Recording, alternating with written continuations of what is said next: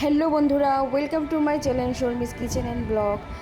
তো আজকে সকালবেলা ঘুম থেকে উঠেই ভাবছি কিছু একটা করব, মানে স্পেশাল কিছু একটা। এমনিতেই মেয়ে ঘুম থেকে উঠেই বললো, মা চিলি পনির রাইস খাবো। তো ভাবলাম যে না, তাহলে এটাই বানানো যাক। তো তার জন্য সব ইনগ্রিডিয়েন্টস নিয়ে নিলাম, যা যা লাগবে।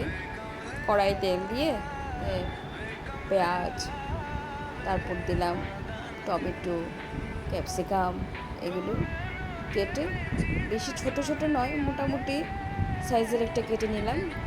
কেটে কড়াই তেল দিয়ে তারপর ওর মধ্যে দিয়ে দিয়েছি। তারপর এর মধ্যে নুন দিয়েছি, হলুদ দিয়েছি, দিয়ে একটু ভালো করে মিশিয়ে নেব। তারপর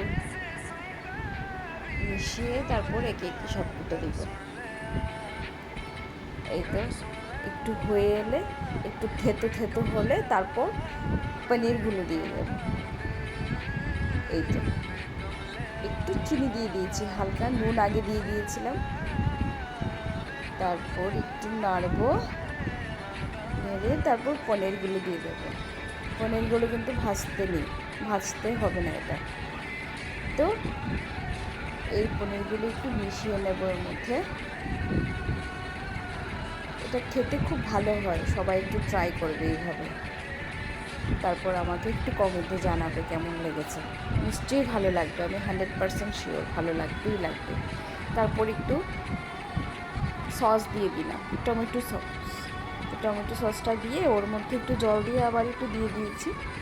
দিয়ে এবার কিছুক্ষণ হতে দেবো এটা।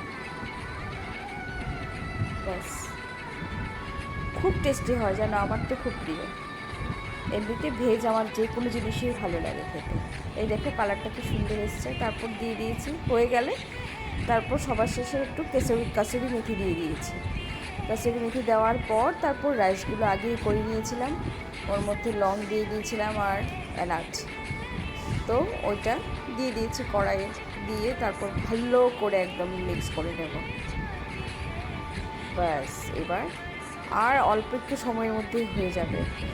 কেউ যদি আসে হঠাৎ করে, ঘরে কিছু না থাকলেও যা থাকে সবজি ও দিয়ে এইভাবে একটু সস দিয়ে, পনির দিয়ে, রাইস দিয়ে করে নেবে, ওইটাও হয়ে যাবে।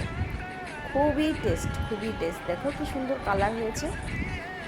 তারপর রেডি, এখন হয়ে গেছে। এইবারে আমার ঘরে তোলা ঘি।